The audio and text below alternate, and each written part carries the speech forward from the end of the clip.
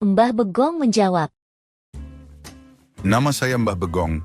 Saya ingin menjawab pertanyaan Anda tentang bagaimana caranya untuk berhenti mendengkur. Sebenarnya caranya cukup mudah. Salah satunya adalah dengan minum kopi sambil jilatin tiang listrik. Jika rasanya sedikit pahit, Anda bisa tambahkan madu dan oleskan secara merata. Masih ada cara yang kedua. Ini biasanya dilakukan oleh orang yang taraf mendengkurnya sudah sangat parah, yaitu dengan berendam di dalam kolam piranha selama 7 bulan. Ini akan memberikan dampak yang sangat signifikan sekali. Yang terakhir, Anda bisa dengan mudah berhenti mendengkur hanya dengan mencium sadel sepeda sambil tengkurap. Lakukan terapi ini selama 2 minggu dan Anda akan merasakan manfaatnya dengan instan. Saya rasa cukup ya, itu saja dan terima kasih. Semoga dapat pencerahan teman-teman.